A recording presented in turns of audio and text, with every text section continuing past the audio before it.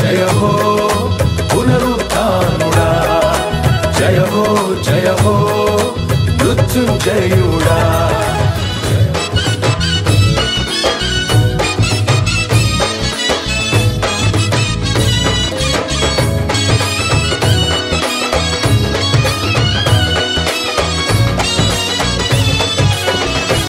దైవజనుడైన మోషే దైవ సన్నిధికి చేరిన తర్వాత నాయకత్వపు బాధ్యతలు యెహోషువకు అప్పగించబడింది. యెహోషువ కాస్త కలవరంతో ఉన్నాడు. దేవుడు అంటాడు యెహోషువతో, యెహోషువ ఎందుకు కలవరపడుతున్నావు? మోషేకు తోడై ఉన్నట్లుగా నేను నీకు తోడై ఉంటా. మోషే నిన్ను విడిచిపెట్టి వెళ్ళిపోయాడు అని అనుకుంటున్నావా? నేను ఎవరినో తెలుసా? జీవము కలిగిన దేవుణ్ణి.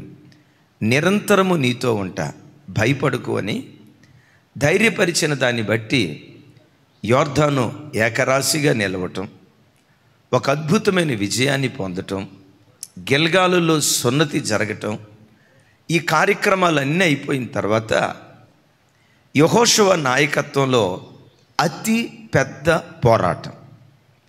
యోర్దాను అనేది పెద్ద పోరాటం అయితే విచిత్రం చూడండి, దానికి మించిన పోరాటం యెరికో మీద విజయాన్ని సాధించటం.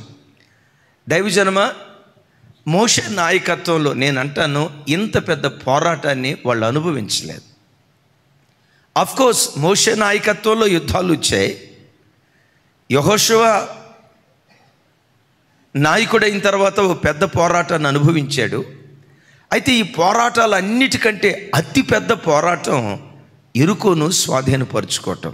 ఎందుకంటే ఆ కాలంలో యెరికో పట్టణం సాధారణమైన పట్టణం కాదు, పేరు ప్రఖ్యాతులు గాంచిన ప్రధాన నగరం అది. ఇప్పుడు భారతదేశం అని అంటంతో హైదరాబాదును గూర్చి హైదరాబాదు మహానగరం అని అంటాను చూసారా, కలకత్తా మహానగరం అని అంటాను చూసారా.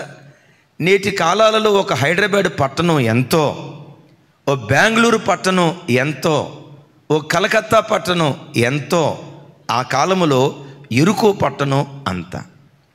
ఇంకో మాటలో చెప్పాలంటే యెరికో పట్టణం చుట్టూతో ఉన్నటువంటి దుర్భేద్యమైన కోటగోడలు మేబీ ఆ రోజుల్లో మరి ఏ పట్టణం చుట్టూతా లేవేమో అని చెప్పుకోవటానికి కూడా అతిశయోక్తి ఏమీ కాదు. దరిదాపుగా ఆ పట్టణం 8 కిలోమీటర్ల వైశాల్యం కలిగింది. ఈ 8 కిలోమీటర్ల చుట్టూతా 8 కిలోమీటర్ల పొడవున దుర్భేద్యమైన కోటగోడలు. ఆ కోటగోడలను గురించి చరిత్రకారులు ఇలా చెప్తారు, 30 నుంచి 50 అడుగులు ఎత్తు. ఎంతమ్మా? ఏమంత నిదానంగా చెప్పారు? 30 నుంచి అంటే ఎంత ఎత్తు ఉంటుంది అనేది మనకు అర్థం కావాలంటే మన చర్చి ఎంత ఎత్తు ఉంటుందో. 50 కొలతేసినోడు చెప్పినట్టే చెప్తున్నాడు. సరే అనుకోండి, మన చర్చి ఎంత ఎత్తు ఉంటుందో అంత ఎత్తు. వెడల్పు చెప్పమంటారా? మన చర్చి ఎంత వెడల్పు ఉందో మ్యాక్సిమం ఇందులో సగం ఉంటుంది. అలాంటి దుర్భేద్యమైనటువంటి కోటగోడలు. దైవజనమ, ఆ కోటగోడల్లోకి ఇశ్రాయేలీలు రాకూడదని చూడండి, యెహోషువ గ్రంథం 6వ అధ్యాయం 1వ వచనం చదువుకుందాం. అందరూ చూడండి.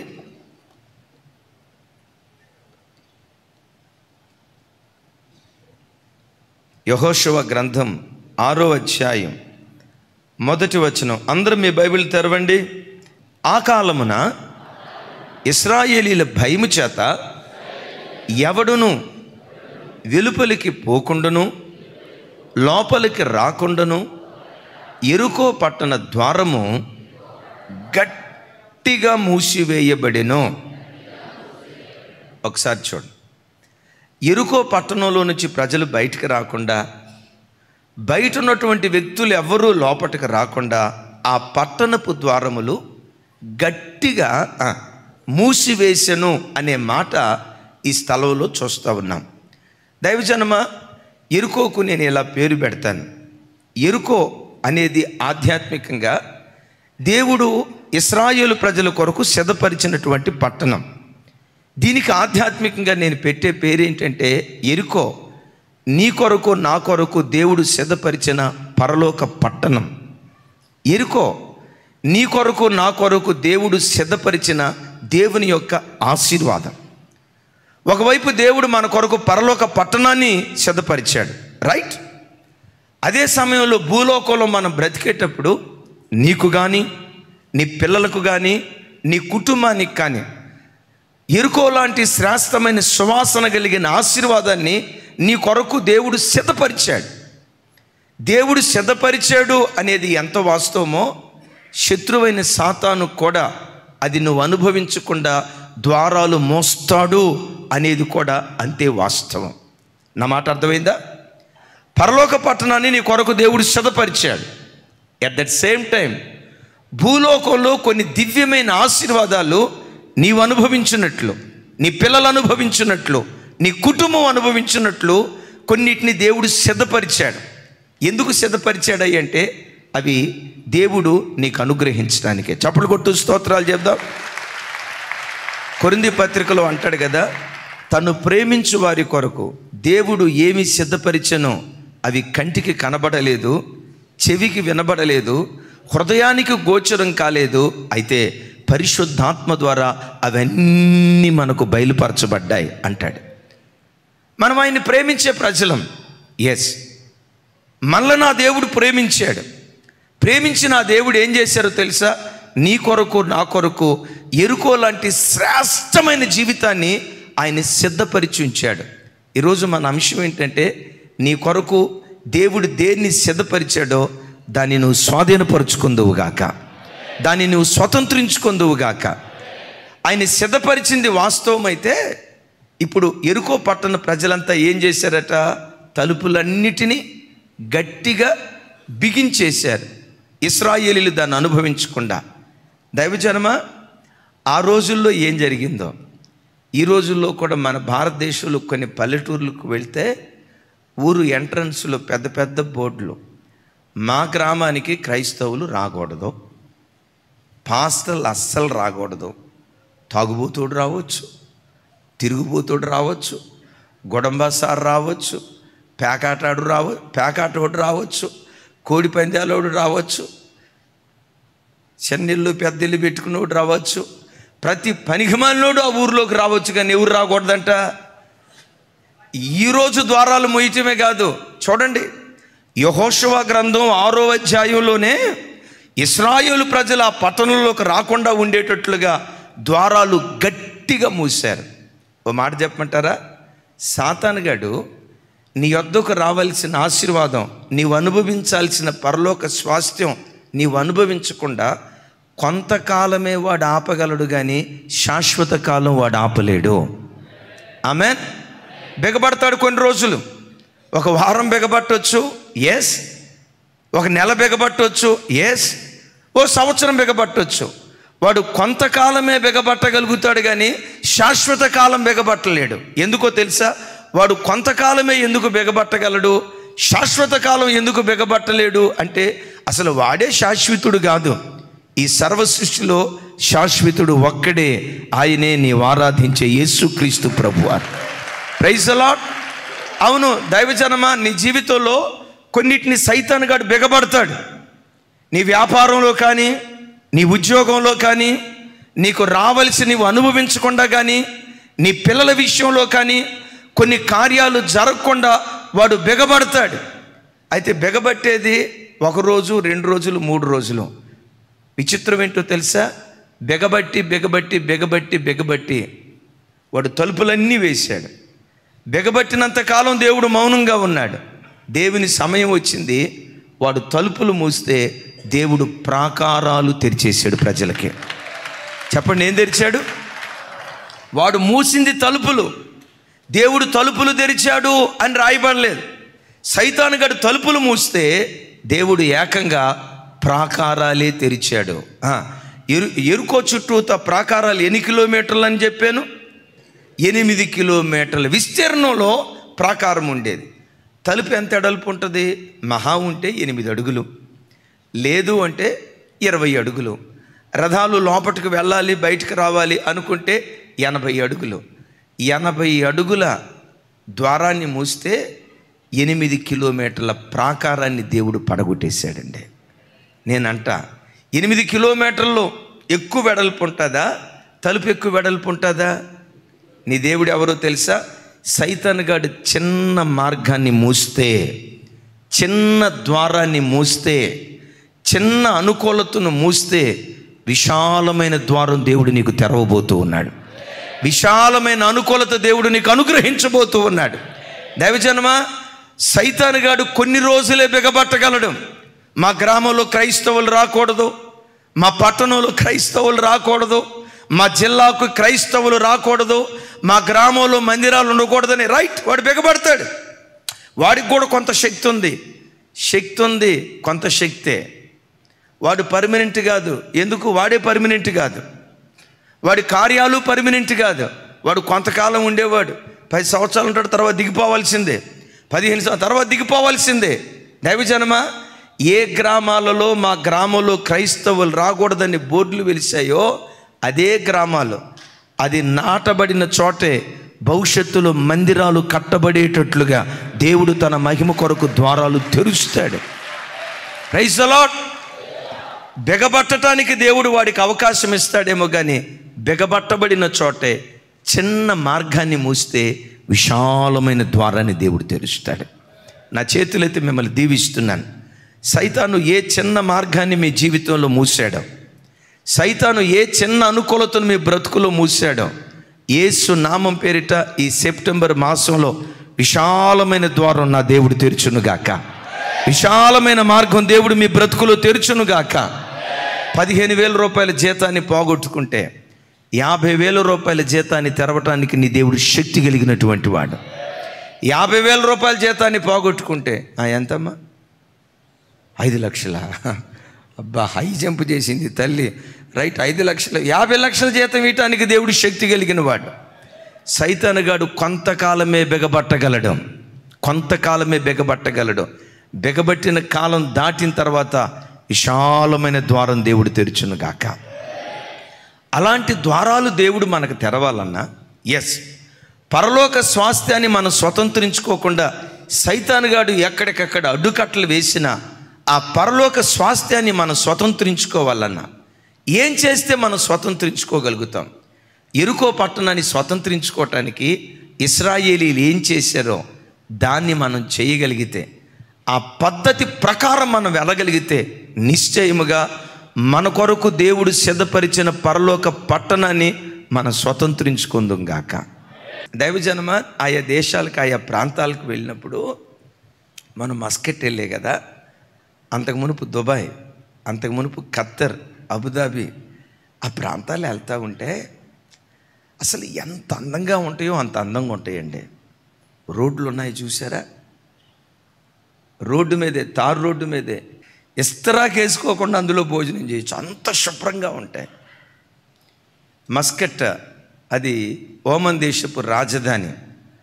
ఆ రాజధానిలో రాజుగారి కోట, దాని ప్రక్కనే అరేబియా మహాసముద్రం.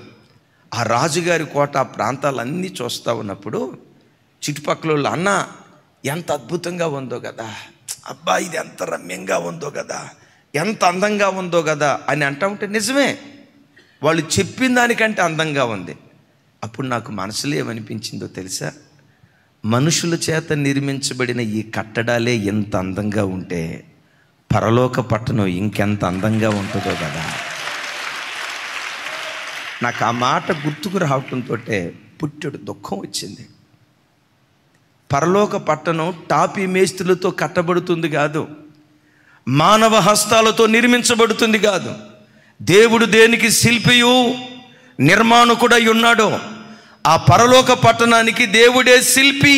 అంటే ఇంజనీర్ ఆయనే, డిజైనర్ ఆయనే, టాపీ మేస్త్రి కూడా చివరకు ఆయనే తన స్వహస్తాలతో నిర్మిస్తున్నాడు పరలోక పట్టణాన్ని. కొన్ని సందర్భాల్లో చూడండి, పరలోక పట్టణాన్ని ఎప్పటి నుంచి దేవుడు నిర్మిస్తున్నాడో తెలుసా? అసలు ఆ పరలోక పట్టణపు వైభవం, రమ్యతే గనక మనకు అర్థమైతే ఒకటే మాట అంటాం. ఏమంటామో తెలుసా? నేను వెడలిపోయి, ఏం ఒక్కలు చెప్పట్లా, నేను వెడలిపోయి క్రీస్తుతో కూడా ఉండవలననే ఆశ నాకుంది. ఉద్యోగంలో ఏమి లేదు తమ్ముడా, ఏమి లేదు. ఈ లోకంలో ఏమి లేదు. హాస్పిటల్లో కూడా ఏమి లేదు. వ్యాపార స్థలంలో కూడా ఏమి లేదు. మనవడి దగ్గర ఏమి లేదు, మనవరాల దగ్గర ఏమి లేదు. ఆ పరలోక దర్శనం మన కళ్ళ ముందుంటే నేను వెడలిపోయి క్రీస్తుతో కూడా ఉండవలననే ఆశ నాకుంది అని అన్నాడు. చూసారా పౌలు గారు? ఏముందయ్యా ఈ లోకంలో, ఈ జీవితంలో ఏముందయ్యా? పరలోక స్వాస్థ్యానికి రావాలని ఆ పరలోకపు మహిమను మనం చూస్తే దాని కొరకే బ్రతకాలనే ఆరాటం మన గుండెల్లో ప్రారంభమవుతుంది. Praise the Lord. ఆ మధ్య ఒక తల్లి నయాగరా ఫాల్స్కి వెళ్ళి చూసి నా దగ్గరకు వచ్చి చెప్తుంది, బాబు జీవితంలో ఒక్కసారైనా చెప్పండి అదే చెప్పండి అమ్మా, ఆపే కదా. జీవితంలో ఒక్కసారైనా నయాగరా ఫాల్స్ చూడాలయ్యా, ఎంత అందంగా ఉందో. బాబా చూడటానికి 2 కళ్ళు, సరే 4 కళ్ళు పెట్టుకుందాం,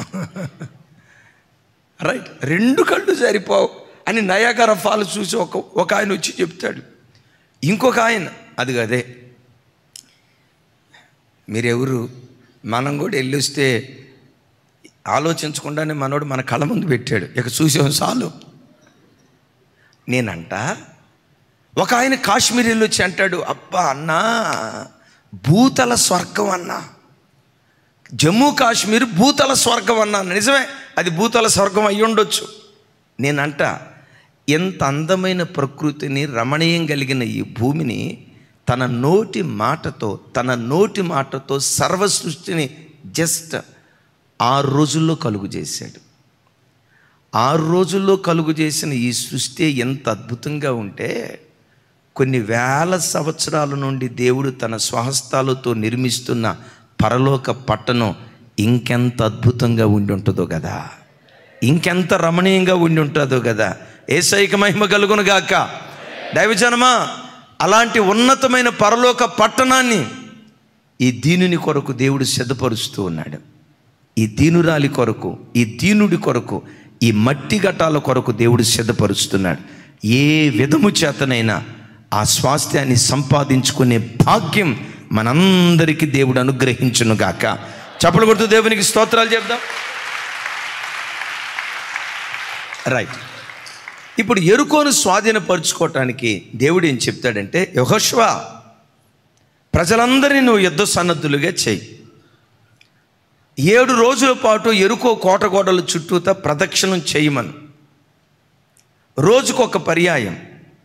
7వ రోజు వచ్చేసరికి ఒక పర్యాయం కాదు, మీరు వేకువనే లేచి 7 పర్యాయాలు యెరికో కోటగోడల చుట్టూతా మీరు తిరగండి.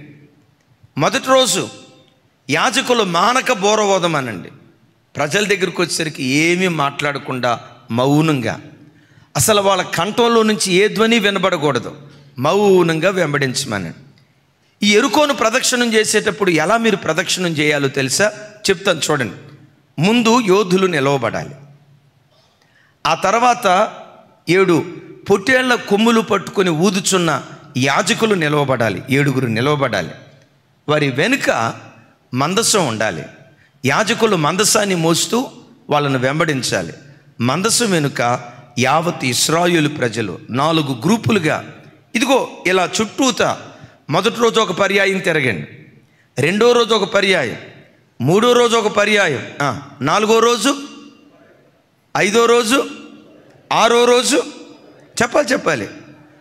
7వ రోజు వచ్చేసరికి ఒక పర్యాయం కాదు, 7 పర్యాయాలు తిరుగుతూ యాజకులు మానక బోరలు ఊదుతూ ఉంటుండగా ప్రజలప్పుడు, ఇంతకాలం మౌనంగా ఉన్న ప్రజలు యాజకులు బోరలు ఊదుట మొదలు పెట్టగానే వాళ్ళు కేకలేయటం ప్రారంభించాలి, స్తుతించటం మొదలు పెట్టాలి.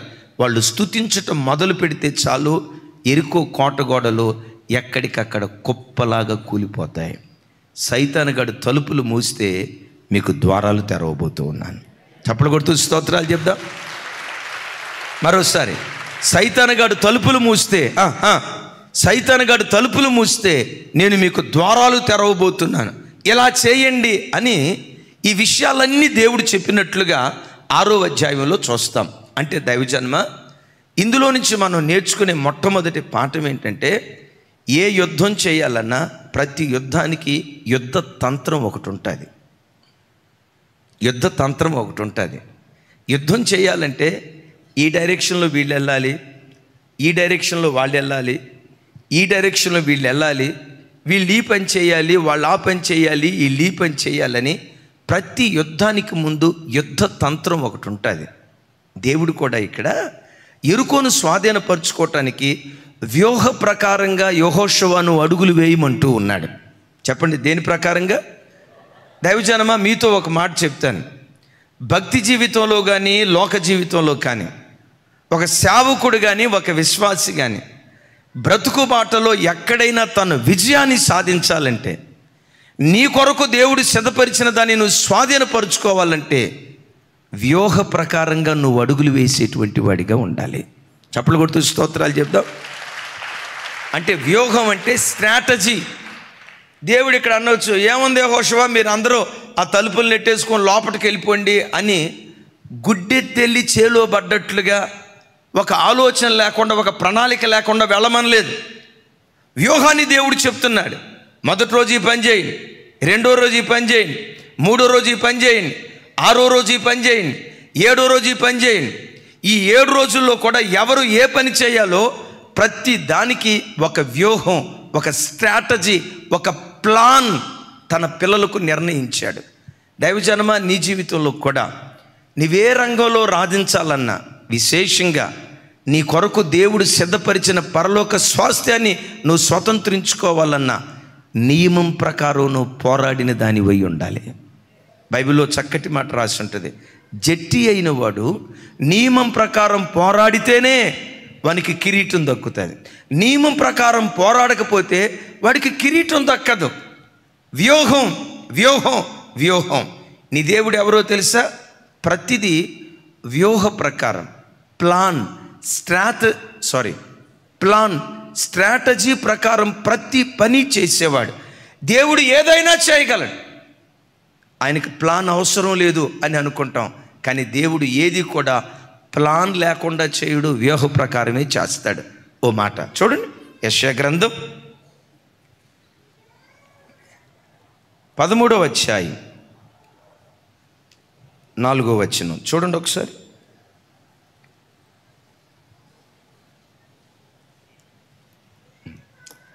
కొంచెం పెద్దగా నాతో కలిసి చెప్పండి.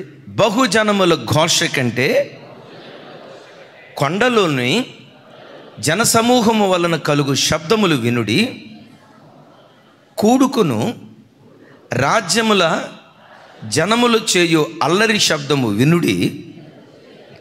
సైన్యములకు అధిపతిగా యెహోవా యుద్ధమునకై తన సేనను వ్యూహక్రమముగా ఏర్పరుచుచున్నాడు.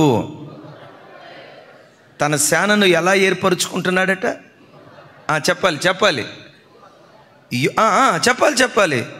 యెహోవా యుద్ధమునకై తన సేనను వ్యూహక్రమముగా ఏర్పరుచుకొనుచున్నాడు. అంటే నా వైపు చూడండి, దేవుడు ఏది చేసినా యుద్ధతంత్రాన్ని పాటిస్తాడా? యుద్ధతంత్రం లేకుండానే యుద్ధంలోకి దిగుతాడా?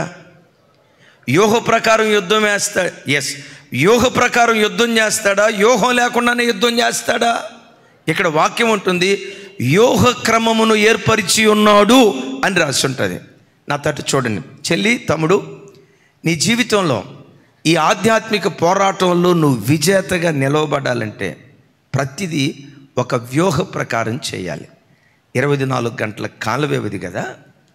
24 గంటల కాల వ్యవధిని దేనికి, ఏ సమయం ఎలా వాడాలో వ్యూహ ప్రకారంగా నువ్వు వాడితే నువ్వు బైబిల్ చదువుకోవటానికి, ప్రార్థన చేసుకోవటానికి కావలసినంత టైం నీకు దొరికింది.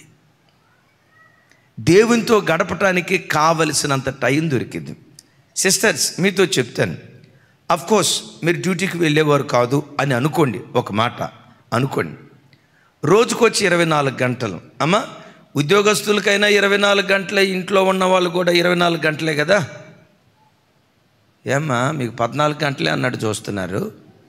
ఎవరికైనా ఎన్ని గంటలు ఉంటాయి చెప్పండి? 24 గంటలు. 24 గంటల కాల వ్యవధిలో 6 గంటలు నిద్రపోయారు. 5 నుంచి 6. ఇక అంతకు మించి ఎక్కువైందా కుంభకర్ణుడికి సెల్లెలు పోయినట్టు లెక్క. గుర్తుంచుకో. నిద్రపోతులు కాకూడదు. కొంతమంది ఉంటారు ఎప్పుడు చూసినా బెడ్ రెస్ట్. హాస్పిటల్లో ఉన్న బెడ్లన్నీ అప్పుడప్పుడు ఖాళీ ఉంటాయి, ఈ బెడ్ ఖాళీ ఉండదు. అలాంటి దురాత్మ పాతాళంలో త్రొక్కివేయబడును గాక. అంటే మీలో కొంతమందికి ఉందని చెప్పాలి. ఆమెన్. పెద్దగా చెప్దాం ఆమెన్. 6 గంటల నిద్ర, చిన్నపిల్లలైతే 7 గంటలు. రైట్, 7 గంటలు. సగటున ఒక మన వయసులో ఉన్న వాళ్ళకి 6 గంటల నిద్ర ఇట్స్ మోర్ దెన్ ఎనఫ్. 8 గంటలు ఇంటి పని వంట పని వేసుకోండి. ఖాళీగా ఉండే సిస్టర్ సంగతి చెప్తాను. రైట్, 6 గంటల నిద్ర, 8 గంటలు ఇంటి పని వంట పని, అది ఒక మీ డ్యూటీ అనుకోండి. 6, 8 ఎంత? 6, 8, 12. రైట్, 14 గంటలు. ఇంకెన్ని గంటలు ఉంటుందా తల్లి? 10 గంటలు. 10 గంటల్లో ఒక 3 గంటలు నీ కాలకృత్యాలు కానీ మరొకటి కానీ తీసి ఎన్ని గంటలు అయిపోయింది? 14 + 3 ఎంత తల్లి? 17 గంటలు. ఇంకెన్ని గంటలు ఉంటుంది? 7 గంటలు ఏం చేస్తున్నావు ఒకసారి ఆలోచించు. దేవునితో గడపాలనే మంట నిజంగా నీ గుండెల్లో ఉండాలి. కానీ రోజుకొచ్చి అర్ధగంట ప్రార్థన అది దేవునికి భిక్ష వేసినట్టు, గంటసేపు ప్రార్థన భిక్ష వేసినట్లు. వ్యూహ ప్రకారంగా నీ సమయాన్ని విభజించుకుంటే రోజుకొచ్చి 4 గంటలకు పైగా దేవునితో నువ్వు గడపగలవు. ఒక్కళ్ళు కూడా ఆమె చెప్పలా. ఎందుకో తెలుసా? మీకు 24 గంటలు సరిపోట్లా. ఒక తల్లి అంటుంది, అన్నయ్య రోజుకొచ్చి 48 గంటలు ఉంటే బాగుండు అన్నయ్య. ఆ 48 గంటలు ఉంటే ఏం చేస్తుంది? 12 గంటలు నిద్రపోద్ది. వింటున్నారు ఈ మాట? 24 గంటల కాల వ్యవధిలో ఒకసారి కూర్చొని ఆలోచించండి, పేపర్ తీసుకోండి. ఈ 24 గంటల కాల వ్యవధిలో నేనేం చేస్తున్నా? 6 గంటలు నిద్ర, సరే 6 గంటలు కాదు, ఇంకొక గంట ఎక్స్ట్రా ఇచ్చాను పోండి, ఇంకొక గంట 7 గంటలు అనుకోండి. అది కూడా సరిపోదా? ఇక నేనేం చేయలేను. 7 గంటలు నిద్ర, రైట్. 8 గంటలు ఇంటి పని వంట పని, 15 గంటలు అయిపోయింది. అయినా ఇంకో 3 గంటలు అదనంగా ఇచ్చాం. ఎంత అయిపోయింది? 20 గంటలు అయిపోయింది. ఇంకెన్ని గంటలు ఉంటాయి? దేవుని కొరకు బ్రతకాలనే మనస్సు నీ గుండెల్లో ఉండాలి. కానీ ఆయన సన్నిధిలో మోకాళ్ళు ఉండాలి.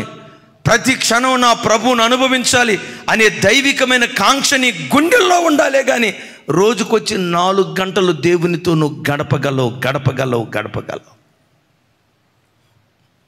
ఎందుకు మనకు సమయం సరిపోవట్లేదు? ఆ టయాన్ని డివైడ్ చేసుకునే విషయంలో ఎక్కడో వ్యూహంలో లోపం ఉంది. నా మాట మీకు అర్థమైందా? వ్యూహంలో లోపం ఉంది. ఏంటి వ్యూహంలో ఉన్న లోపం? ఒక 2 నిమిషాలు ఫోన్ తీసుకుందాం, కాసేపు అయ్యి చూసి, అవసరమే చూడాలి, అయ్యి వార్తలు అయ్యి విందాం అని తీసుకుంటావా? 5 నిమిషాలు అన్నది కాస్త 5 గంటల. ఎవరా మనిషి? 5 గంటలు అంట. 5 గంటలు వ్యూహం లేక. ఇక 24 గంటలు వాడి దగ్గర కూర్చుంటే సమయాన్ని డివైడ్ చేసుకునే విషయంలో వ్యూహం లేకే నీ ప్రార్థన జీవితాన్ని నువ్వు కోల్పోతున్నావు. తమ్ముడా చూడండి, వ్యూహం లేకే ఒకసారి కూర్చొని 24 గంటల కాల వ్యవధిని నేను దేని కొరకు వాడుతున్నాను సరిగ్గా డివైడ్ చేసుకొని ఆ పద్ధతి ప్రకారం వ్యూహ ప్రకారంగా నువ్వు అడుగులు వేస్తే కనీసం రోజుకొచ్చి 3 గంటలైన దేవునితో నువ్వు గడపగలవు. Praise the Lord. దైవజనమా, వచ్చే డబ్బును వ్యూహ ప్రకారంగా ఖర్చు పెట్టాలి. చదువుకునే పిల్లలు ఆ చదువును వ్యూహ ప్రకారంగా చదువుకోవాలి. ఎక్కువ మంది చదువుల్లో ఫెయిల్ అయ్యేది ఎక్కడో తెలుసా? మార్చిలో ఎగ్జామ్ అయితే మా వాడు ఫిబ్రవరి చివరిలో పుస్తకాలు తీస్తాడు. విన్నారా? జూన్ జూలై నుంచి పుస్తకాలు తెరవడం, పొరపాటును తెరవడం. ఎప్పటికప్పుడు మమ్మీ పెన్ను లేదు అంటాడు.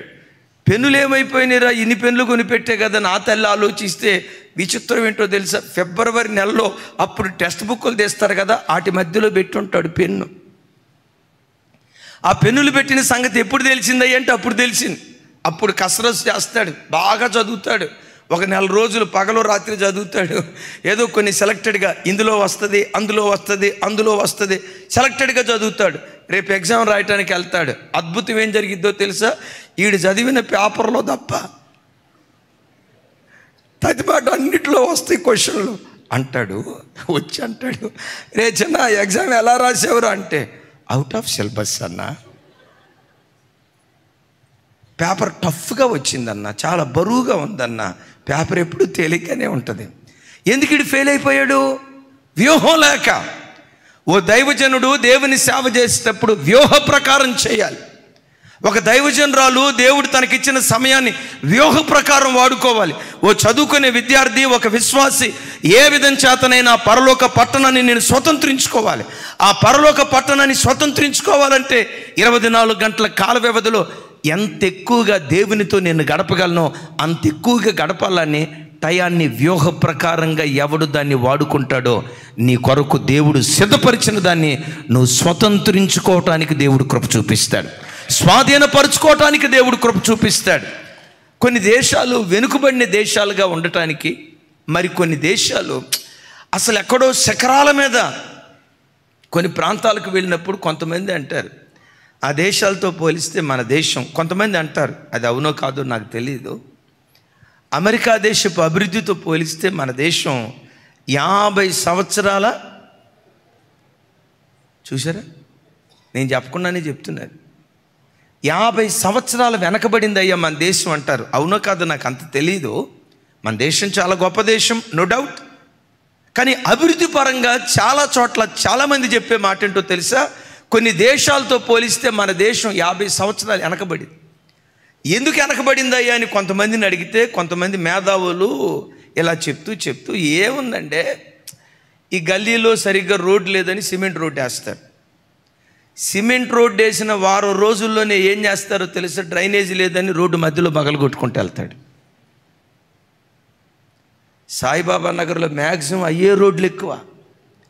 సిమెంట్ రోడ్లు వేసే ముందే అరే అండర్ గ్రౌండ్ డ్రైనేజ్ పైపు లేదే, ఉందా లేదా? అండర్ గ్రౌండ్ పైప్ వేసి లేదే, మరి అండర్ గ్రౌండ్ పైప్ వేయాలంటే ఇటు తవ్వాలి కదా. సరే ముందు ఈ అండర్ గ్రౌండ్ డ్రైనేజ్ పైపు ఇది క్లియర్ చేసుకొని ఆ తర్వాత సిమెంట్ రోడ్డు వేద్దాం, అది ఉండదు. ఆడు వేసుకుంటా పోతూ ఉంటాడు, ఇటు తవ్వుకుంటా వస్తాడు. ఇప్పుడు రోడ్లు ఉన్నాయి చూడండి 20 ఫీట్ల రోడ్డు వెడల్పు చేస్తాడు అంతే. ఆ పక్కనే చెట్లు, మళ్ళీ దానికి ఫినిషింగ్, రోజు నీళ్లు పోస్తాడు. ఓ సంవత్సరం తర్వాత రోడ్డు చిన్నదైపోయిందని వెడల్పు చేసే ముందు ఏం చేస్తారు చెప్పండి? ముందు ఆ చెట్లకు ఒక ఖర్చు, నేలకు ఒక ఖర్చు, ఆ ఫెన్సింగ్కి ఒక ఖర్చు, సంవత్సరంలోపు దాన్ని కొట్టేస్తారు. కొన్ని దేశాల్లోనట ఒక చోట చెట్టు నాటబోయే ముందు 50 సంవత్సరాల తర్వాత ఈ రోడ్డు ఎలా ఉంటుంది, 50 సంవత్సరాల తర్వాత ఎలాంటి అవసరత వస్తుంది, 50 సంవత్సరాల తర్వాత జీవితాన్ని గురించి ఈరోజే ఆలోచిస్తారట. ఆ దేశాలు వేసే ప్రతి అడుగు వ్యూహ ప్రకారంగా అడుగులు వేస్తున్నాయి గనుక శిఖరాల మీద ఆ దేశాలు ఉన్నాయట. Praise the Lord, praise the Lord. అరే అక్కడ దాకా ఎందుకండి, ఇప్పుడు హైదరాబాదులో కొన్ని చోట్ల అపార్ట్మెంట్లు కట్టుకున్న వాళ్ళందరి గుండెల్లో ఒక భయం. మీకు ఆ భయం లేకుండా దేవుడు చేయును కాక. ఏ భయం చెప్పండి? ఎవరిని చూసినా హైడ్రా అన్నయ్య, మా కాలనీ మీద పడతారేమో, మా కాలనీ మీద పడతారు. అన్నయ్య మాది చెరువుకి ఎంత దూరం ఉంది, అదేదో పేర్లు చెప్తున్నారు ఈ మధ్య. అదే మీరు చెప్పాలనే, అదే అదే అదే చెరువులకి ఎంత దూరాన్ని ఉన్నాయి, పడగొడతారు. ఇప్పుడు ఒక మాట అంట, ఎవరో ఒక పేద ఆయనో లేకపోతే ఎవరో ఆ ప్రాంతంలో స్థలం కొనుక్కుంటున్నాడు అనుకోండి. సరే అమ్మేవాడు ఏదో మోసం చేసి అమ్మాడు, రిజిస్ట్రేషన్ చేస్తారు కదా. రిజిస్ట్రేషన్ ఆఫీసులో ఎందుకు రిజిస్టర్ చేశారు? రిజిస్ట్రేషన్ ఫీజు ఎందుకు తీసుకున్నారు? స్ట్రీట్ లైట్ ఎందుకు వేశారు? కరెంట్ ఎవరు ఇవ్వమన్నారు? ఇవన్నీ ఇచ్చిన తర్వాత నువ్వు పడగొట్టావనుకో, అఫ్కోర్స్ చెరువులు అన్యాక్రాంతం అయిపోతున్నాయి, అవసరమే. కానీ ఎందుకు ఈరోజు హైదరాబాద్ హైడ్రా గందరగోళంలో నిలుకుందో తెలుసా? పరిపాలన చేసే వ్యవస్థ, నాయకులకు, అధినేతలకు వ్యూహం లేక అంత గందరగోళం గజిబిజి. కోట్ల రూపాయలు ఆ నిర్మించిన నిర్మాణాలు నిట్ట నిలువున కూల్చేస్తా ఉన్నారు. ఆ పర్మిషన్ ఇచ్చే ఎంఆర్ఓ ఆలోచించాలి కదా. ఈ చెరువులు కబ్జా చేసి ఇక్కడ కట్టడాలు కడితే రేపు హైదరాబాద్ ఏమైపోద్ది, నీట మునిగిపోద్ది, వ్యూహం ఆలోచన ఉండాలి కదా. ఆ ఆలోచన వ్యూహం లేకే ఈరోజు హైదరాబాద్ గందరగోళంలో చిక్కుకుంది. నా మాట, నా మనవి, నా ప్రార్థన, హైదరాబాద్ దాని నుంచి దేవుడు విడిపించునుగాక. అయితే ఒక మాట, నీ బ్రతుకు గందరగోళంలో చిక్కుకోకుండా ఆ గందరగోళం అన్నిటి నుంచి దేవుడు విడిపించునుగాక. అలా విడిపించున్నట్లుగా సమయం వ్యూహ ప్రకారం, ధనం వ్యూహ ప్రకారం, ఆత్మీయ జీవితం వ్యూహ ప్రకారం, వేసే ప్రతి అడుగు వ్యూహ ప్రకారం, ఎప్పుడు ఎక్కడ టైం వేస్ట్ కార్యక్రమాలు చేయకుండా వ్యూహ ప్రకారంగా నువ్వు అడుగులు వేస్తే అంటాడు, సంధ్యారాగము చూపట్టుచు చంద్రబింబం అంత అందము గలదై, సూర్యుని అంత స్వచ్ఛతను కలయును గలదై, వ్యూహిత సైన్య సమభీకర రూపిణియగు ఈమె ఎవరు అంటాడు. ఆమె ఎవరో తెలుసా? ఆమె జీవము కలిగిన దేవుని సంఘం. చప్పట్లు కొడుతూ స్తోత్రాలు చెప్దాం. సంధ్యారాగము చూపట్టుచు చంద్రబింబం అంత అందము గలదై, సూర్యుని అంత స్వచ్ఛతయు కలలను గలదై, వ్యూహిత సైన్య సమభీకర రూపిణియగు. చూడండి, లైన్గా కూర్చున్నారు, దేవదూతలు కనపడినట్టు కనపడుతున్నారు లైన్గా. ఇదే వ్యూహం.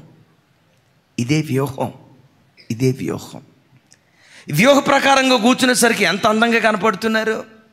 వ్యూహ ప్రకారంగా నీ జీవితాన్ని కట్టుకుంటే నీ బ్రతుకు అంతకంటే అందంగా తయారవటానికి దేవుడు కృప చూపిస్తాడు. లేచే సమయంలో ఒక వ్యూహం. లేచే సమయంలో ఒక తమ్ముడు చెప్తున్నాడు, అన్నయ్య మా పాప చాలా మంచిది అన్నయ్య, కాతే పొద్దున్నే లేవదన్నయ్య. ఎన్నింటికి లేస్తుందయ్యా? 7:30కి. కాలేజీ టైం అయినప్పుడు అరబక్కిడి చల్ల నీళ్ళు తీసుకెళ్ళి ముఖం మీద గుమ్మరిస్తే అప్పుడు లేచి అంటది, తెల్లారిందా? ఆల్రెడీ 7:30 అయిపోయి ఉంటుంది. 8కి కాలేజీ బస్సు వస్తుందంట. అన్నయ్య కొన్ని సందర్భాల్లో నా బాధ ఏం చెబుతున్నావు, మొహం కడుక్కోకుండా కాలేజీకి వెళ్ళిపోతానయ్య. సూపర్.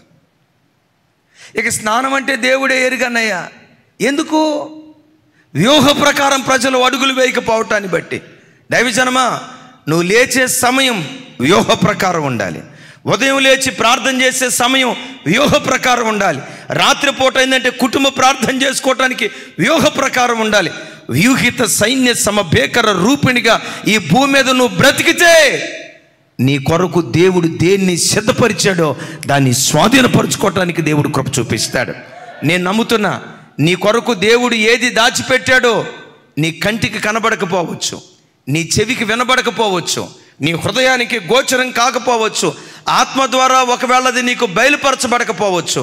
కానీ ఒకటి చెప్పమంటారా, నీ ఊహకు మించిన శ్రేష్టమైన బ్రతుకును నీ కొరకు దేవుడు సిద్ధపరిచి ఉంచాడు. నీ ఊహల్లో కూడా అలాంటి జీవితాన్ని ఊహించు. అలాంటి దివ్యమైన ఆశీర్వాదాన్ని నీ కొరకు దేవుడు సిద్ధపరిచాడు. ఇంకో మాట కూడా చెప్తాను, అది నువ్వు అనుభవించలేకపోతున్నావా? సైతానుగాడు కొన్ని నెలలు మాత్రమే బిగబట్టగలడు. వాడు తలుపులు మూస్తే నీ కొరకు దేవుడు ప్రాకారాలు తెరుస్తాడు. దాని ప్రాకారం ఎంత? ఆడు మూసింది ఎంత? 8 అడుగులు తలుపు. 8 అడుగులు తలుపు మూస్తే 8 కిలోమీటర్ల ద్వారాన్ని దేవుడు తెరిచాడు. 8 అడుగులు ఎక్కడా? అరే పెద్దగా చెప్పాలి. 8 అడుగులు ఎక్కడా? 8 కిలోమీటర్లు ఎక్కడా? 8 కిలోమీటర్లు అంటే ఎక్కడి నుంచి ఆ చివరి దాకా ఉంటుందమ్మా? 8 కిలోమీటర్లు ఎక్కడి నుంచి బాలానగర్. చూడండి, సైతాన్ గాడు నీ జీవితంలో ఒక చిన్న అవకాశాన్ని మూస్తే, ఈరోజు వాక్యం వింటున్న దైవజనమ, ఒక చిన్న అవకాశాన్ని మూసాడేమో నమ్ము. సైతాన్ గాడు చిన్న అవకాశాన్ని మూస్తే విశాలమైన ద్వారం దేవుడు నీకు తెరవబోతున్నాడు. విశాలమైన మార్గాన్ని దేవుడు తెరవబోతున్నాడు. దేవుడు దాన్ని తెరిచినట్లుగా వ్యూహ ప్రకారంగా నువ్వు అడుగులు వేయదువుగాక. విజయాన్ని సాధించాలంటే నంబర్ 1 వ్యూహం. చెప్పండి. నంబర్ 2 విశ్వాసం. చెప్పండి. రెండవది మన గుండెల్లో ఉండాల్సింది ఏంటో తెలుసా? విశ్వాసం. దేని మీద విశ్వాసం? నీ శక్తి సామర్థ్యాల మీద కాదు, నీ బలం మీద కాదు, నీ బలహీనత మీద కాదు. దేవుని మాట మీద అచంచలమైన విశ్వాసం పెట్టుకుని నువ్వు బ్రతికితే లోకమును జయించిన విజయం మన విశ్వాసమే అంటాడు. చప్పటి కొట్టు స్తోత్రాలు చెప్దాం. దీని గురించే అపోస్తలుడైన పౌలు గారు హెబ్రీ సంఘంతో మాట్లాడుతూ ఓ చక్కటి మాట అంటాడు. హెబ్రీ గ్రంథం 11వ అధ్యాయం 30వ వచనం. అందరూ చూడండి. హెబ్రీలకు రాసిన పత్రిక 11వ అధ్యాయం 30వ వచనం. అందరూ గమనించాలి. ఎస్. విశ్వాసమును బట్టి 7 దినముల వరకు ప్రదక్షిణములు చేయబడిన తరువాత యెరికో గోడలు కూలెను. పెద్దగా చెప్తాం ఆమేన్. దేన్ని బట్టి కూలేయట? మరలా అడుగుతాను, ఎవరి మీద విశ్వాసం? దేని మీద విశ్వాసం? దేవుని మాట మీద విశ్వాసం. వాళ్ళ విశ్వాసం దేవుని మీద పెట్టుకొని విశ్వాసాన్ని బట్టి 7 రోజులు దాని చుట్టూతో ప్రదక్షిణం చేశారట. ఆమెన్ చెబుదాం ఆమెన్. ఎన్ని రోజులు? 7 రోజులు ప్రదక్షిణం చేస్తే ఏమి చేయాల? తర్వాత యెరికో గోడలు కూలిపోయిను. దైవజన్మ, సైతానుగాడు ఏ యెరికో గోడలు నీ బ్రతుకులో అడ్డుకట్టగా వాడు కట్టి నిలవబెట్టున్నాడో విశ్వసించు. యేసు నామం పేరిట ఈ సెప్టెంబర్ మాసంలో అవన్నీ పడిపోయేటట్లుగా దేవుడు కార్యం చేయునుగాక. దేవుడు వాటిని పడగొట్టునుగాక. నిశ్చయముగా నువ్వు దాన్ని స్వాధీనపరుచుకొనున్నట్లుగా దేవుడు నీ మాటల కార్యం చేయునుగాక. అటుగా చెప్దాం ఆమేన్. అయితే మనం ఏం కలిగి ఉండాలి? దేని మీద? ఎవరి మీద? ఇప్పుడు దేవుడు అన్నారు, మొదటి రోజు తిరగండి, రెండో రోజు తిరగండి, 6 రోజులు తిరగండి. 6 రోజులు ఎవరు ఏం మాట్లాడొద్దు. 7వ రోజు 7 మార్లు తిరగండి. ఎన్ని మార్లు? రోజుకు వచ్చి 8 కిలోమీటర్లు తిరగాలి. రైట్. 7వ రోజు 7 ఎందులు చెప్పాలి గట్టిగా. 7 ఎందులు 56 కదా, అంతే కదా. 56 కిలోమీటర్లు ఒక రోజు తిరగాలి. ఇది దేవుడు చెప్పిన మాట. ఇప్పుడు ఈలోపు యెహోషువ ఈ మాట ప్రజలకి చెప్తే డెఫినెట్గా వాళ్ళల్లో తోమా లాంటి బ్యాచ్ ఉంటుంది కదా, డెఫినెట్గా అని ఉంటారు. ఊరుకోవయ్యా, గోడ చుట్టూతో తిరిగితే గోడలు పడిపోతాయా? ఏమి ఇతనా బి మెదడు నహి బుర్ర ఉండాలి కదా. గోడలు ఎట్లా పడిపోతాయి? గడ్డ పొలుగులు తీసుకోవాలా, అవునా కదా? గోడలు పడగొట్టడానికి డైనమెట్లు పెట్టాలా? బండరాలు పగల కొడతారు చూసారా? ఆ బండరాల్లో పెట్టే డైనమెట్లు పెట్టాలా? తీసుకోండి గడపలుగులో. ఇలాగ భక్తి శాదస్తం ఎక్కువైపోయి చుట్టూతో తిరిగితే గోడలు పడిపోతాయి అంట. ఎవడో చెప్పిందే? గోడలు పడిపోవాలంటే ఏం చేయాలి తమ్ముడు? అది తీసుకో. తల గడపలకు తీసుకోండి, తల ఒక పార తీసుకోండి. ఆ బండరాళ్ళలో డైనమెట్లు పెడదాం, పేల్చేద్దాం, దెబ్బ గోడ పడిపోద్ది. ఇది గోడ పడగొట్టే విధానం అని డెఫినెట్గా అనాల. కానీ అద్భుతం ఏంటో తెలుసా? ఒక్కళ్ళు ఆ మాట అనలేదు. దేవుని మాట మీద విశ్వాసం ఇచ్చారు. Praise the Lord. దైవజనమా చూడండి, మొదటి రోజు తిరిగారు. నా వైపు చూడాలి. మొదటి రోజు తిరిగిన తర్వాత డెఫినెట్గా తోమా లాంటి బ్యాచ్ అందరు నిద్రపోయేటప్పుడు ఒక రోజు తిరిగాం కదా, ఏమైనా కొంచెం అన్నా ఊగుతుందా? ఓపెన్ గట్టిగా ఓపెన్ అమ్మా. ఏమన్నా కొంచెం అన్నా ఊగుతుందా?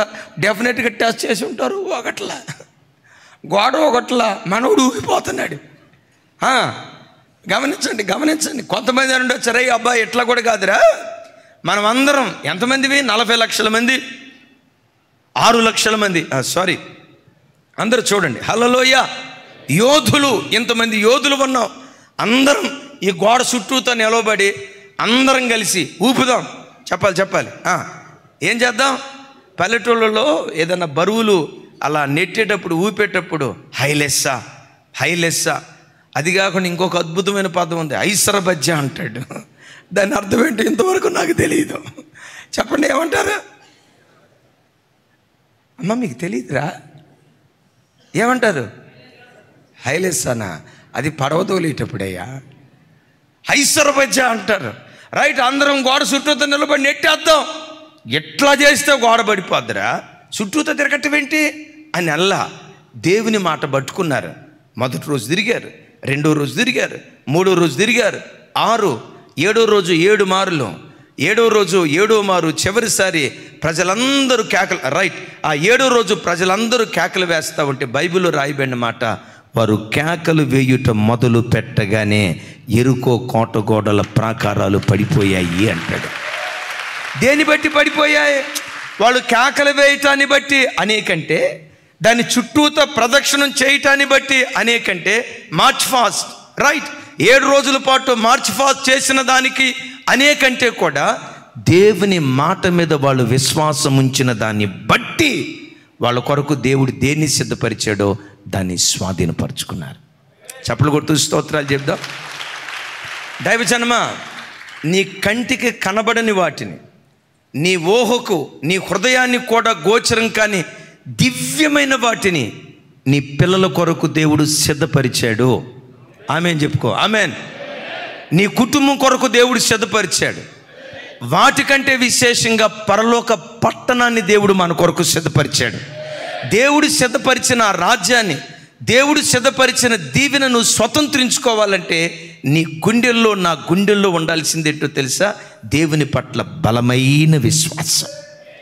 మరోసారి చెప్దాం, ఆమేన్.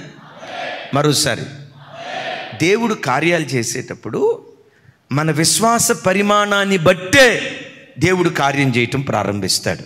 చూడండి, దేవుని కార్యాలు ఎట్లా ఉంటాయి, మనుషుడు చేసే కార్యాలు ఎలా ఉంటాయి చూడండి. మనుషుడు ఏదైనా చేయాలంటే ఒక ఆధారం మనుషునికి కావాలి.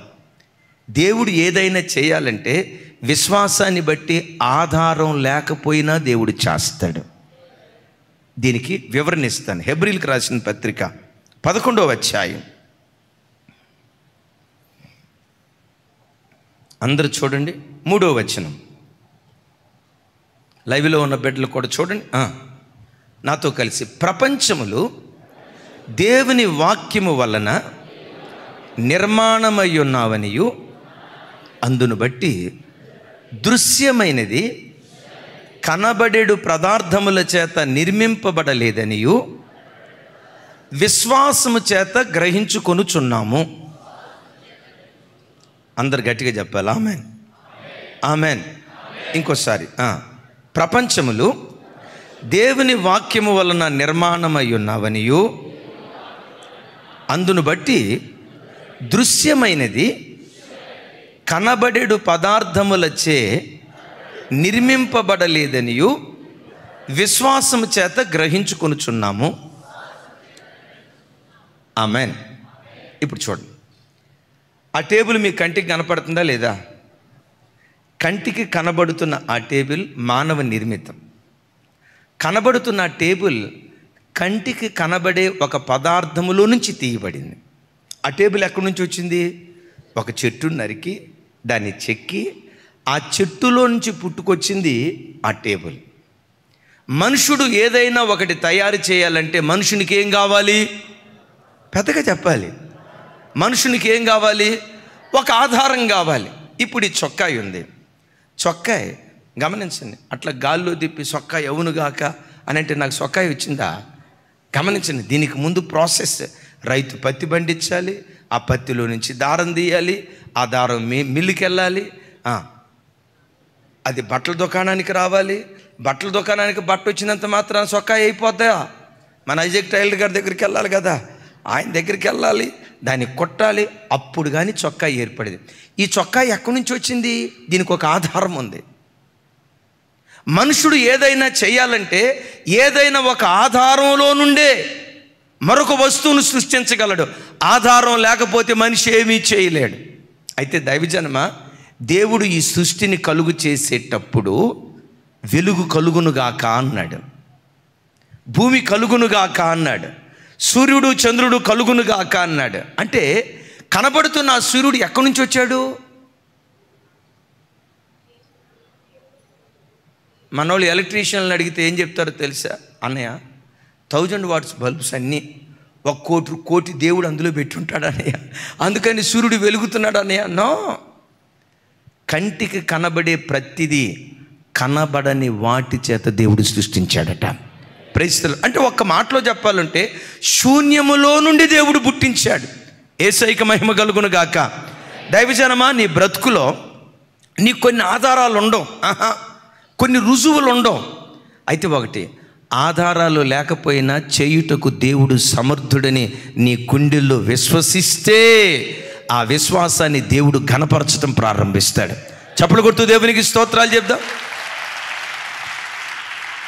మనుషుడు ఏదైనా కార్యం చేయటానికి ఆధారం కావాలి. దేవుడు కార్యం చేయటానికి ఆధారం అవసరం. మరలా చెప్పాలి. దేవునికి ఆధారం అవసరం. కన్యక గర్భవతి అయి కుమారుని కంటది. ఈ మాట విన్నప్పుడు ఇజ్రాయేలీలు యెషయా కాలంలో ఏం మాటలయ్యాయి ఇవే? కన్యక ఎట్లా గర్భవతి అవుతుంది? ఆధారం కావాలి. నేను మిమ్మల్ని అడుగుతా, కన్యక గర్భవతి అయిందా లేదా? మాట్లాడాలి. కన్యక గర్భవతి అయిందా లేదా? దేవుడు ఆధారాలు లేకపోయినా తన కార్యాలు చేయటానికి దేవుడు శక్తి కలిగినటువంటి వాడు. చప్పలు కొడుతూ దేవునికి స్తోత్రాలు చెప్దాం. దేవుని కార్యాలు వివరించడానికి మానవ జ్ఞానానికి మాటలు అందం, కానీ జరుగుతుంది. ఆమేన్. ఎలా జరిగింది ఇది? వివరించడానికి మనకు మాటలు రావు, కానీ అద్భుతం జరిగింది. అది ఎలా జరిగిందో మనం వివరించలేం, కానీ విశ్వాసము ద్వారా ఇది జరుగునా అని అనుకొనని భేకర కార్యాలు దేవుడు మన బ్రతుకులో చేస్తాడు. ఒక మాట, 5 రొట్టెలు 2 చేపలు. చాలాసార్లు చెప్పా. ఎన్ని రొట్టెలు? పెద్దగా చెప్పాలరా తల్లి. 5 రొట్టెలు. మామూలుగా మాట్లాడుకుందాం. 5 రొట్టెలు మన ఇంట్లో ఎంతమంది తింటారు? 5గురా? ఎవరా తల్లి? పిసినారు తల్లి. 5 రొట్టెలు 5గురా? ఏమ్మా ఒక్కొక్క రొట్టె సోరారం అంత చేస్తావా ఏంటి? సరే అనుకోండి, 5 రొట్టెలు ఇద్దరికి, ఇట్స్ ఎనఫ్. ఓకే, ఇద్దరికి ఓకే. ఇద్దరు తింటేనే మూడోవాడికి మిగలుతాం. ఇద్దరికి కూడా సరిగ్గా సరిపోని ఆ 5 రొట్టెల్ని 25,000 మంది తృప్తిగా తిన్నారట. ఇది ఎలా? ఆధారం ఉండదు. ఆధారం ఉండదు. 25,000 మంది తృప్తిగా తినగా ఎట్లా తిన్నారని రాసి ఉంది. ఆ రాయకపోయినా డెఫినెట్గా తృప్తిగానే తిని ఉంటారు. ఎందుకు? అదేం కూరగాయల భోజనం కాదు కదా. అవును కదండి, అదేం కూరగాయల భోజనం, ఆకుకూరల భోజనం కాదు కదా. ప్రపంచంలో నాకు తెలిసి ఏ మనిషికైనా ఉన్న గొప్ప కృప ఏంటో తెలుసా? కూరగాయల భోజనం అప్పుడు పైన తిని ముగింపులో అంటాడు, ఏమంత పాటుగా లేదులే అంటాడు. పైన ఒక ముద్ద తిని అడావుడిగా లేస్తాడు. చికెన్ అప్పుడు కానీ, మటన్ అప్పుడు కానీ చూడండి ఒక్కొక్క ముఖం ఎలుగుతూ ఉంది. ఫిష్ అప్పుడు కానీ ఇక పరిస్థితి ఏంటో చెప్పమంటారా? నాన్ వెజ్ అప్పుడు అదిలించి కుదిలించి ఎంత దించాలో అంత దించుతాడు. అంత అయిపోయిన తర్వాత తేన్పుతూ ఉంటే మళ్ళీ అంటూడు వచ్చి, బ్రదర్ అరగలేదా? దానిదే ఉంది, డైజిన్ ట్యాబ్లెట్ ఒకటి వేసుకో అంటే మనోడు అన్నాడంట, ట్యాబ్లెట్ వేసుకుని ఖాళీయే కనుకుంటే ఇంకొక ముక్క తినకపోదునా? విన్నారా? ఇది నాన్ వెజ్ అప్పుడు. 25,000 మంది తృప్తిగా తినగా ఇంకా 12 గంపలు ఎలా మిగిలాయి? దీనికి రుజువేంటి? దేవుని కార్యాలు మానవ జ్ఞానానికి అందవు. పెద్దగా చెప్తాం ఆమేన్. మానవ మేధస్సుకు అందో. కార్యం జరిగిద్ది వాస్తవం. ఎలా జరిగిందో వివరించడానికి మనుషునికి మాటలు చాలు. చప్పలు కొడుతూ స్తోత్రాలు చెప్దాం. ఒక అద్భుతం. విశ్వాసం ఎలాంటి అద్భుతం చేస్తుందో, ఆధారాలు లేకపోయినా ఎలా పనిచేస్తుందో ఓ మాట చెప్తాను. మస్కట్ వెళ్ళానని చెప్పే కదా, శుక్రవారాలు. గురువారం రోజు ఒక హాల్లో, మరి పెద్ద హాల్ ఏం కాదు కానీ కొంచెం పెద్దదే, హాల్లో జరిగింది. నమ్ముతారా? ఆ హాల్కి వెళ్తే ఆ మొదటి రోజు ఆ కూడిక, ఆ హాల్ పెద్దదనుకున్న, వాళ్ళ కోణంలో పెద్దదనుకున్న ఆ హాల్ మొత్తం కిక్కిరిసిపోయిందండి. ఎక్కడెక్కడి నుంచో ఆ రాత్రి మీటింగ్కి డెఫినెట్గా వాళ్ళు లైవ్ చూస్తారు. ఆ రాత్రి మీటింగ్కి 400 కిలోమీటర్ల నుంచి ప్రజలు వచ్చారు. 300 కిలోమీటర్ల నుంచి వచ్చారు. ఓమన్ దేశంలో భక్తుడైన యోబు గారి సమాధి ఉందట. అక్కడికి మస్కట్కి దరిదాపుగా 12 గంటల ప్రయాణం. 400 కిలోమీటర్ల నుంచి ప్రజలు వచ్చారండి. 400, 300, 200. ఆ హాల్ అంతా నిండిపోయింది. ఆ తమ్ముడు అన్నారు, అన్నయ్య నేను ఇక్కడ సేవ స్టార్ట్ చేసింది కొత్తగా, ఎంతమంది వస్తారని నేను అనుకోలేదన్న. దేవుడు ఏలవేసి జనులను తన సముఖానికి పిలిచాడన్న. మీటింగ్ అయిపోయింది. చాలామంది తల్లులు వచ్చి ప్రార్థన చేయించుకుంటున్నారు. 50 సంవత్సరాలు పైబడిన ఒక పెద్ద తల్లి, ఆ తల్లి పేరు మిస్సమ్మ. డెఫినెట్గా ఆ తల్లి మన లైవ్ చూస్తారు. ఆ తల్లి పేరు మిస్సమ్మ.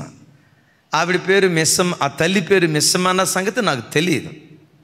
ఆ ప్రార్థన చేస్తుండగా వాళ్ళ మధ్యలో నుంచి ఆ తల్లి వచ్చి 55 సంవత్సరాల వయసు కలిగిన ఆ తల్లి అట్లాగే మోకరించి వెక్కి వెక్కి ఏడుస్తుంది.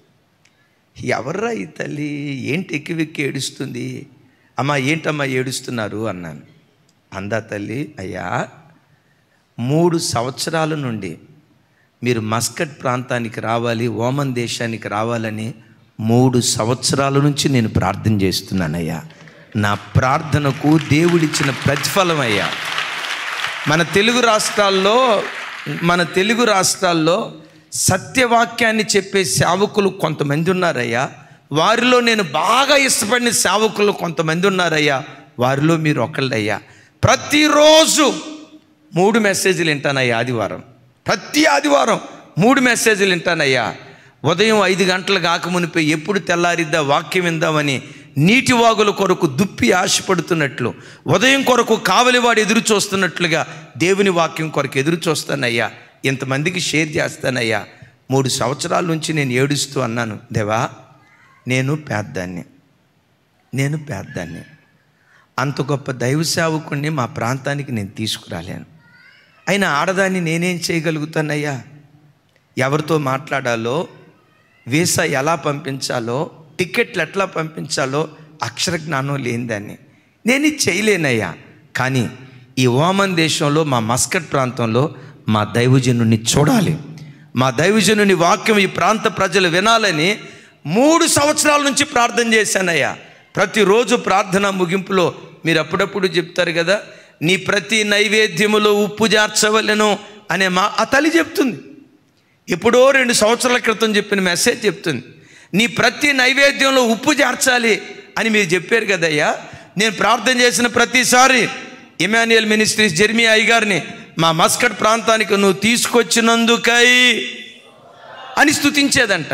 అయ్యా నా ప్రార్థనకు దేవుడిచ్చిన జవాబయ్యా. మిమ్మల్ని తీసుకురావటానికి నాకు ఆధారాలు లేకపోయినా ఆధారాలు లేని చోట కూడా దేవుడు కార్యాలు చేస్తాడు. నమ్మండి దైవజనమా, దేవుడు పనిచేయటానికి ఆధారాలు అవసరం లేదు. ఆ తల్లి అలాగే మోకరించి ఏడుస్తూ ఉంటే నాకు ఆ తల్లిని చూసి అసలు నాకు అనిపించింది, ఇంకో 1 నెల రోజులు అక్కడ ఉంటే బాగుండి అనిపించింది. నేను మీకు గుర్తొచ్చానో లేదో నాకు తెలియదు, కానీ మీరు గుర్తొచ్చే ఇక్కడికి వచ్చా, లేకపోతే అక్కడే ఉండేవాడిని. తమ్ముడా రైట్, యేసయ్యకి మహిమ కలుగును గాక. ఆ ప్రార్థన చేయించుకున్న తర్వాత ఆ తల్లి వచ్చి అంటది, జ్యోతమ్మ ఎట్టుందయ్యా? బాగుందమ్మా. జార్జయ్య ఎట్టున్నారయ్యా? బాగున్నారమ్మ. రాజాన్ని ఎట్టున్నాడయ్యా? బాగున్నారమ్మా. సలోమకి ఎట్టుందయ్యా? బాగుందయ్యా. జెన్నిఫర్, అందరి పేర్లు ఒక్కొక్కరి పేరు చివరికి ద్రాక్షవల్లి చిన్న అమ్మాయి ఉంటుంది కదా అక్కడ, వాళ్ళ పేర్లు మీరు మర్చిపోయారేమో. అక్కడ తల్లి వాళ్ళందరి పేర్లు చెప్తే, అమ్మ వీళ్ళందరి పేర్లు మీకు తెలుసా అంటే ఏమందో తెలుసా? 21 దినాల ఉపవాస ప్రార్థనలో నేను మందిరానికి రాలేదనే కానీ ప్రతి ఉదయం సాయంత్రం ప్రార్థనలో నేను పాలిభాగస్తురాలనయ్యా. దైవజనమా, కొన్ని నీ మానవ జ్ఞానానికి అందో, లెక్కలేసుకున్న అందో. నీ దేవుడు ఎవరో తెలుసా? ఆధారం లేకపోయినా విశ్వసిస్తే ఆయన కార్యాలు చేయటానికి శక్తి కలిగినటువంటి వాడు. అరే నేనంట గోడల చుట్టూ తిరిగితే గోడలు ఎట్లా పడిపోతాయండి? ఒక మాట, కేకలేస్తే గోడలు ఎట్లా పడిపోతాయండి? గోడలు పడిపోవాలంటే గడ్డ పలుకులు తీసుకోవాలా, ఇనప పనిముట్టు తీసుకొని పడగొట్టాలా, డైనమిట్లు పెట్టి దాన్ని పేల్చాలా. వాళ్ళు డైనమిట్లు పెట్టలేదు, ఇనప రాడ్లు తీసుకోలేదు, ఇనప పనిముట్లు తీసుకోలేదు.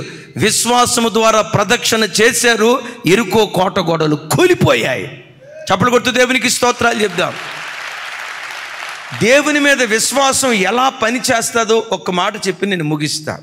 యేసు ప్రభువారు ఒకరోజు ఆ గోధుమ పంట తోట గుండా వెళ్తున్నాడు. శిష్యుల్ని అడిగారు, శిష్యులారా, వీళ్ళు నాటేసి ఎంతకాలం అవుతుంది అని అడిగారు. అప్పుడు ప్రభుత్వ వాళ్ళు అన్నారు, బోధకుడా, జస్ట్ ఒక వారం రోజులు ఏమవుతున్నట్లుందయ్యా వీళ్ళు నాట్లేసి అన్నారు.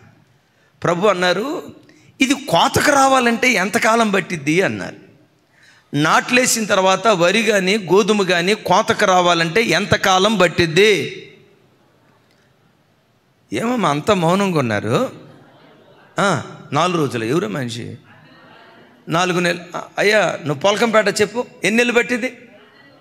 6 నెలల. నువ్వు 6 నెలలు అన్నావు కాబట్టి పరలోకంలో మధ్యాకాశంలో ఉన్నావు. 4 నెలలు లేకపోతే 5 నెలలు కదా.